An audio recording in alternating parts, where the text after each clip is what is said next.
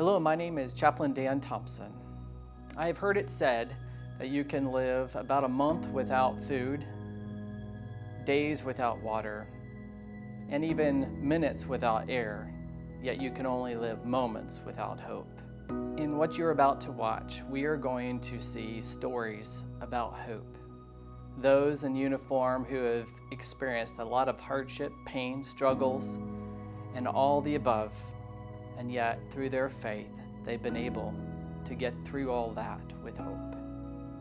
My name is Senior Airman Amber Shepard, and I have hope. My name is Amy Brace, an Army spouse, and I have hope.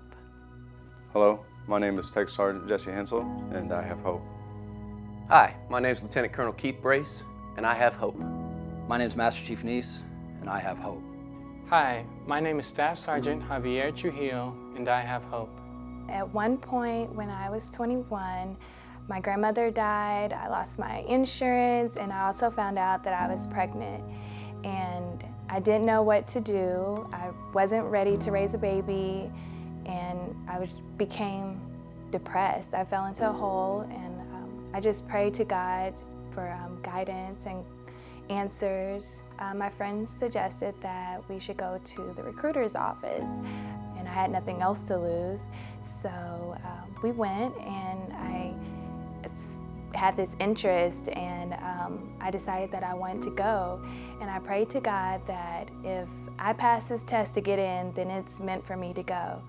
And here I am today. Everything that has happened on this journey has been a blessing, and I thought that I was escaping my current reality, but it was actually God's plan to place me here because this is where I needed to be.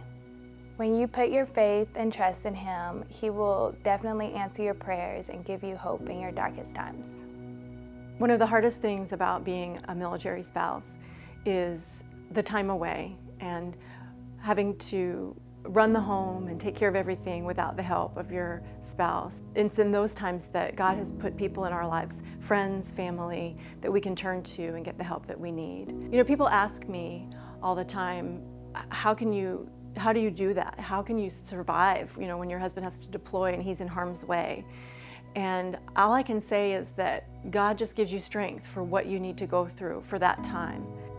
I have hope because God has gotten me through some of the hardest times in my life. Here in 2011, I was diagnosed with cancer, and without God and without my church family, I don't think that my wife and I and my family would have made it through it, because it was a very serious cancer. We were given odds probably less than 50%. Cancer was 1 in a million. But right now I'm in remission.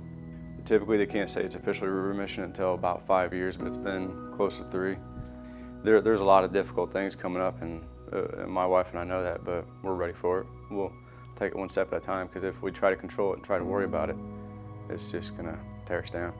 You have to rely on other people, and you have to use them as your support. You can't do it yourself. You can't do it alone. I'm stronger now than I was before. Before I even got sick, I had trouble with my faith, and when I actually got sick, because it really sealed it. I was a lot better person afterwards. In 2006, when I deployed to Iraq, Baghdad, Iraq, I knew that I was in for a difficult time and a trial. But I went in there with great hope in 3 things: my faith, my family, and my friends. And that really carried me through. But one of the things that I really relied heavily on was prayer. And that prayer that I would say every day before leaving the gates is what covered me. And I tell people that you have to pray before you're in the fight. You can't pray when the bullets are flying.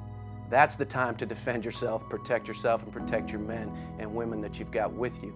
So I would always pray beforehand and bring God with me on every patrol, so that I knew if I got any trouble, He was with me. Had an issue at about the 11-month mark in our deployment, and that was my turn to be in the fire, if you will. And I was on a routine patrol, like many that we had done. And we were just about finished. We were heading back to our combat outpost, and 300 feet in front of our gate, they had emplaced a roadside bomb, and they attacked us and hit my vehicle. And it was one of those experiences that I will never forget. And yet the one thing, now being 7+ years removed from that experience, I look back on that and know that it was God's hand, His miraculous protection.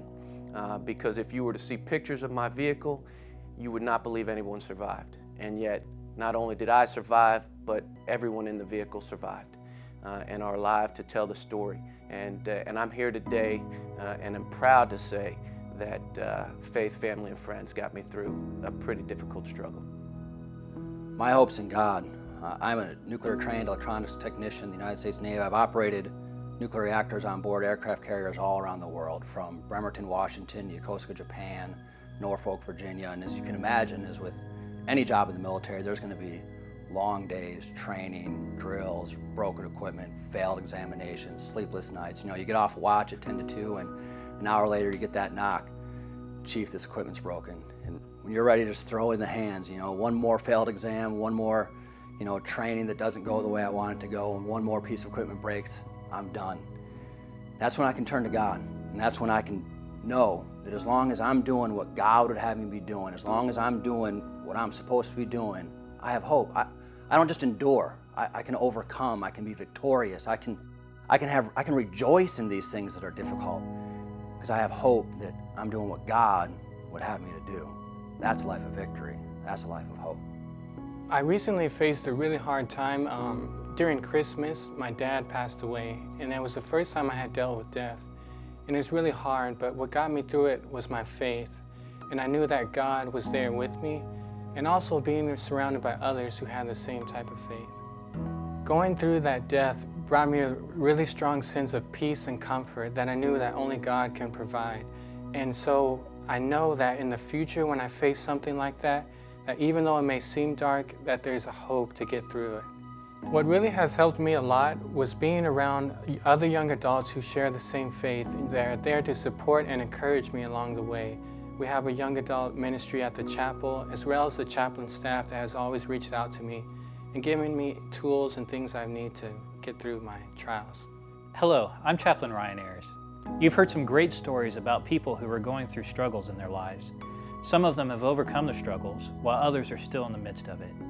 But the one thing that kept consistent across that is that they weren't alone, and neither of you. You might be going through struggles, you might be going through problems in your life that you have no idea how to overcome them. But let me assure you that spiritual resiliency is about hope, not religion. Your chaplain's already here standing available for you, ready to help you and help guide you to hope.